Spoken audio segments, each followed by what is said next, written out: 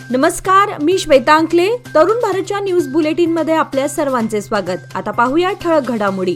खानापूर येथील तहसीलदार प्रकाश गायकवाड यांच्या बेळगाव येथील घरावर लोकायुक्त अधिकाऱ्यांनी आज बुधवारी पहाटे छापा टाकला.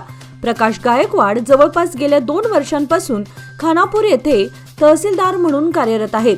खानापूर येथील सामाजिक कार्यकर्ते विवेक तडकोड यांनी लोकायुक्त अधिकारी आणि महसूल मंत्र्यांकडे प्रकाश गायकवाड बेकायदेशीर मालमत्तेची चौकशी करण्याची तक्रार केली होती. त्या तक्रारीच्या आधारे लोकायुक्त अधिकाऱ्यांनी आज पहाटे तहसीलदार प्रकाश गायकवाड यांच्या बेळगाव येथील घर, खानापूर येथील तहसीलदार कार्यालय, हत्तरगुंजी मार्ग, कलमेश्वर कॉलनी येथील भाडोत्री घर तसेच निपाणी येथील त्यांची 2 घरे व त्यांच्या पत्नीच्या अक्कोळ येथील निवासस्थानावर धाड टाकली असून कसून चौकशी सुरू आहे. फायनान्समधून कर्ज देण्यासह त्यावर सबसिडी देतो आणि तुमच्या कर्जाचे हप्ते देखील आम्हीच भरतो असे सांगत 7,707 जणांची सुमारे 19 कोटी 35 लाख रुपयांची फसवणूक झाल्याचं खळबळजनक प्रकरण उघडकीस आलंय.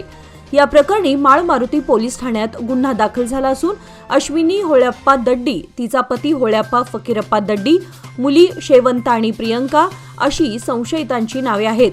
या प्रकरणी शेखा कन्नप्पा हंचिनमनी राहणार सोनट्टी, तालुका बेळगाव यांनी फिर्याद दिली आहे. बांगलादेशात अटक झालेल्या इस्कॉनमधील गुरु चिन्मय कृष्णदास प्रभू स्वामीजींची मुक्तता करावी या मागणीसाठी निदर्शने करण्यात आली. दरम्यान यावेळी हिंदू मंदिरांचा विध्वंस आणि हिंदूंवर होणाऱ्या हल्ल्यांसह महिलांवर केल्या जात असलेल्या अत्याचारांच्या निषेधार्थ इस्कॉन बेळगाव शाखा, नागरिक हितरक्षण समिती व विविध हिंदू संघटनांतर्फे आज बुधवारी शहरात हिंदू जन आक्रोश मोर्चा काढून रास्ता रोको आंदोलन छेडण्यात आलं. प्रारंभी इस्कॉनमधील स्वामीजींच्या हस्ते छत्रपती संभाजी महाराजांच्या मूर्तीला पुष्पहार अर्पण करण्यात आला. यावेळी मानवी साखळी करून रास्ता रोको करण्यात आला. प्रसंगी इस्कॉनचे स्वामीजी, नागरिक हितरक्षण समिती बेळगावचे संयोजक डॉक्टर बसवराज भागोजी, सहसंयोजक रोहन जुवळी आदींच्या नेतृत्वाखाली जिल्हाधिकाऱ्यांना सदर मागणीचे निवेदन देण्यात आले. मंगळवार दिनांक 7 जानेवारी रोजी रोटरी क्लब ऑफ बेळगाव आयोजित अन्नोत्सवात मिस बेळगावी 2025 ची अंतिम फेरी ही प्रेक्षकांना मंत्रमुग्ध करणारी ठरली. यंदाचा मिस बेळगावी हा किताब वृंदा राणा हिला बहाल करण्यात आला, जिने संपूर्ण आत्मविश्वासाने विचारण्यात आलेल्या प्रश्नांची अचूक उत्तरे देऊन परीक्षकांचे मन जिंकले. यावेळी तत्कालीन मिसेस ग्लोब अनुराधा गर्ग यांच्या हस्ते मुकुट प्रदान करण्यात आला. प्रथम उपविजेतेपद वर्षा आरेस आणि दुसरे उपविजेतेपद प्रियंका कोकरे यांनी काबीज केला. या दोघींनीही असाधारण संयम दाखवत आपल्या प्रतिभेचे दर्शन घडवले. तसेच miss catwalk queen Vaishnavi Gundlur, miss congeniality Deepti Jannu, miss talented jewel Sahana Tirkey, miss most photogenic Tisha Anvekar, miss dazzling smile Shri Sakshi Gacchi यांची वर्णी लागली. परीक्षक म्हणून बिईंग ह्युमनच्या मार्केटिंग हेड उत्साह रॉय, मॉडेल, अभिनेत्री व भरतनाट्यम नृत्यांगना फाल्गुनी खन्ना, फॅशन आणि मॉडेलिंग जगतात सुप्रसिद्ध असलेल्या निधी कोसंदल तसेच Mrs India globe Anuradha Garg यांनी काम पाहिले. सदर कार्यक्रम बिग ह्युमन क्लोदिंग आणि त्यांचे फ्रँचायझी भागीदार रोटेरियन योगेश कुलकर्णी व प्रियंका कुलकर्णी यांच्या वतीने कार्यक्रम प्रायोजित करण्यात आला होता. रोटरी अन्नोत्सव मिस बेळगावीचे प्रायोजक बिईंग ह्युमन यांच्याद्वारे अन्नोत्सवाला भेट देणाऱ्या प्रत्येक नागरिकांना प्रवेश तिकिटासोबत 500 रुपये किमतीचे व्हाउचर देण्यात येत असून बेळगाव येथील त्यांच्या स्टोअरमध्ये खरेदी केल्यास त्याला रिडीम केलं जाऊ शकतं. याचा नागरिकांनी लाभ घ्यावा असं आयोजकांतर्फे कळवण्यात आलंय. खानापूर तालुक्यातील राखीव जंगलात पोलीस कर्मचाऱ्यांच्या टोळक्याने पार्टी केल्यानं नव्या वादाला तोंड फुटलंय. या घटनेचा व्हिडिओ सध्या सोशल मीडिया प्लॅटफॉर्मवर अपलोड झाला असून तो सर्वत्र व्हायरल होतोय. एका आठवड्यापासून चर्चेत असलेल्या या व्हिडिओमध्ये सुमारे 12 ते 15 पोलीस कर्मचारी परवानगीशिवाय संवेदनशील वनक्षेत्रात प्रवेश करताना दिसत असून त्यांनी लाकडे पेटवून अन्न शिजवणे आणि मद्यपान केल्याचं या व्हिडिओत दिसतंय. दरम्यान जंगलात फिरत आणि पाण्यात पोहत असल्याचंही दिसून येत आहे. वन्य प्राण्यांना त्रास देणाऱ्या पोलीस कर्मचाऱ्यांच्या अशा या असंवेदनशील कृतीमुळे सर्वत्र संताप व्यक्त होतोय. आगामी 10वी परीक्षेची तयारी करत असलेल्या शहरातील विविध शाळेतील 10वीच्या विद्यार्थ्यांची बेळगाव उत्तरचे आमदार आसिफ सेठ यांनी काल मंगळवार दिनांक 7 जानेवारी रोजी भेट घेतली. सदर कार्यक्रम हा शहरातील महिला विद्यालय, इस्लामिया स्कूल तसेच कन्नड साहित्य भवन येथे आयोजित करण्यात आला होता. या भेटीदरम्यान आमदार आसिफ सेठ यांनी विद्यार्थ्यांशी थेट संवाद साधत कठोर परिश्रम, शिस्त आणि लक्ष केंद्रित करण्याचं महत्त्व पटवून दिलं.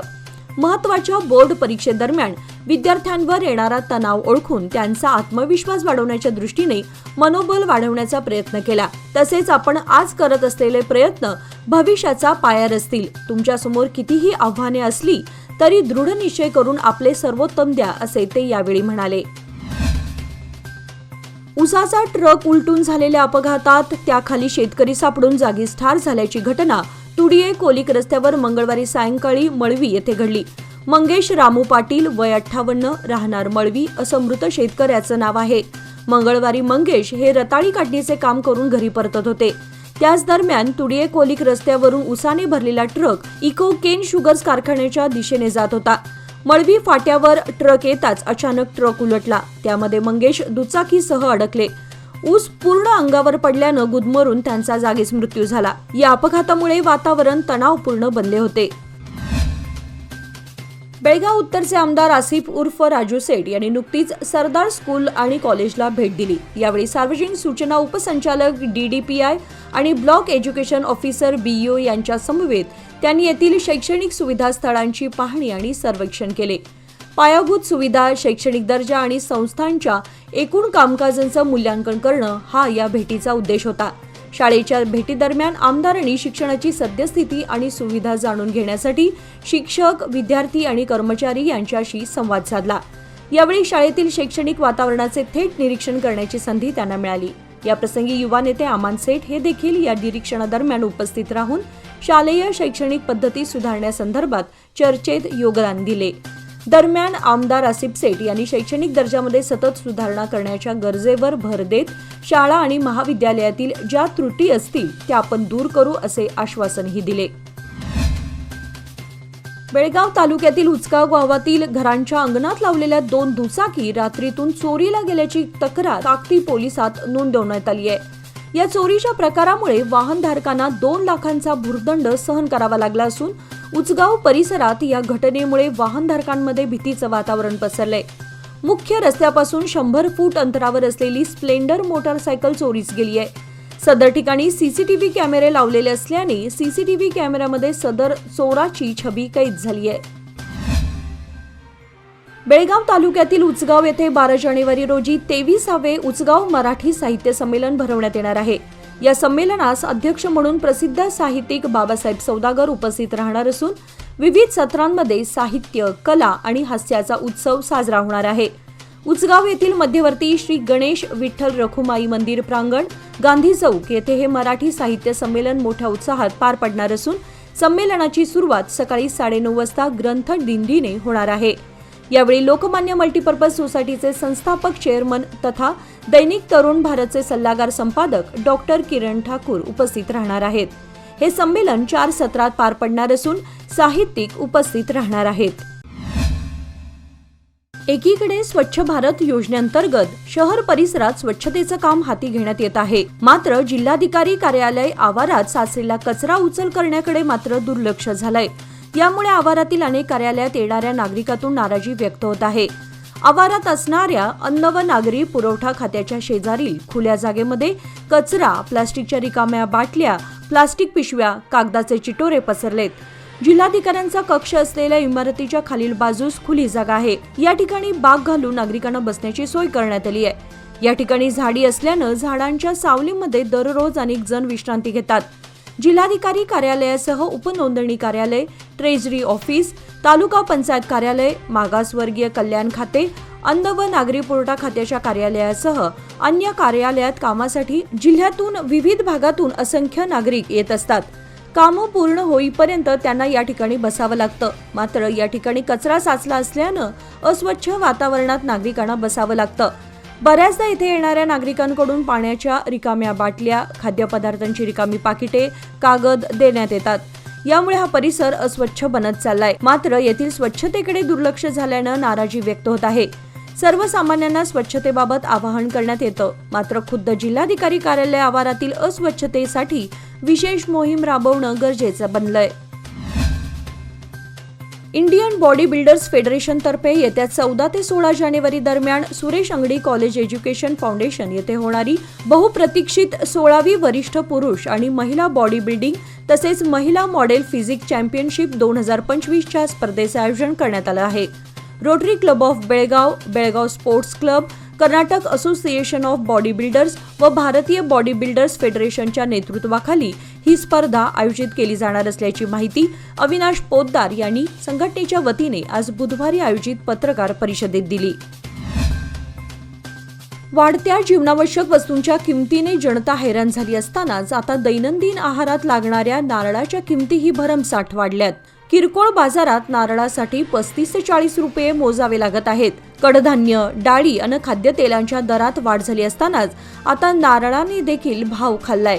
मागील 8-10 दिवसांपासून नारळाच्या किमतीत हळूहळू वाढ होऊ लागली आहे. एरवी 15 ते 20 रुपयाला मिळणारा नारळ आता 35 ते 40 रुपये झालाय.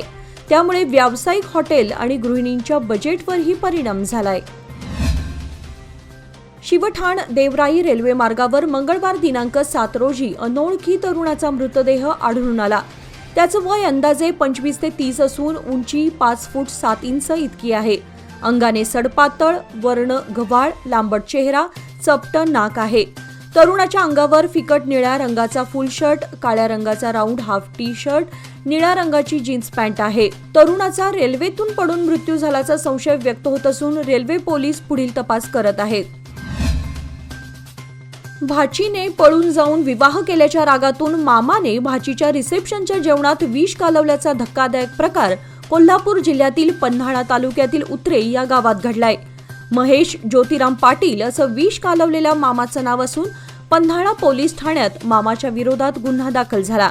मिळालेल्या अधिक माहितीनुसार महेश पाटील यांच्या भाचीने 1 आठवड्यापूर्वी गावातील एका मुलासोबत प्रेम प्रकरणातून पळून जाऊन विवाह केला होता. घरच्यांचा विरोध झुगारून लग्न केल्यानं मामाच्या मनात प्रचंड राग होता.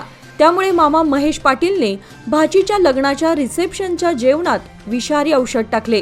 दरम्यान मामाला औषध टाकत असताना तेथील आचार्याने पाहिले आणि अनर्थ टळला. मामा महेश पाटील सध्या फरार असून पोलीस त्याचा शोध घेत आहेत. जम्मू काश्मीर आणि हिमाचल प्रदेशात झालेल्या हिमवृष्टीमुळे संपूर्ण उत्तर भारतात थंडीचा प्रभाव वाढलाय. बुधवारी हवामान खात्याने मध्य प्रदेश, उत्तर प्रदेश, राजस्थानसह 9 राज्यांमध्ये थंडीच्या लाटेचा इशारा दिलाय. उत्तर प्रदेशात गेल्या 72 तासामध्ये थंडीमुळे 29 जणांचा मृत्यू झालाय.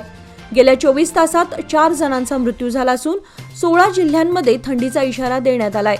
मध्य प्रदेश आणि राजस्थानमधील 35 शहरांमध्ये 10 अंशापेक्षा कमी तापमानाची नोंद झाली आहे. राजस्थानच्या नागौरमध्ये तापमान 2.5 अंशावर पोहोचलंय. कोल्हापुरातील चिंचवाड येथे आज बुधवारी केएमटी बसला भीषण आग लागली. आगीत केएमटी बस जळून खाक झालंय. अग्निशमन दलाच्या गाड्या घटनास्थळी पोहोचल्यानं सुदैवाने या आगीत कोणतीही जीवितहानी झाली नाही. आगीचं नेमकं कारण अद्याप अस्पष्ट आहे. याचबरोबर आजचे बातमीपत्र इथे संपले. अधिक माहिती आणि ताज्या घडामोडींसाठी पाहत रहा तरुण भारत न्यूज चॅनल. तसेच आमच्या चॅनलला लाईक, शेअर आणि सबस्क्राईब करायला विसरू नका. आणि विश्वासार्ह बातम्यांसाठी दररोज वाचा दैनिक तरुण भारत. धन्यवाद.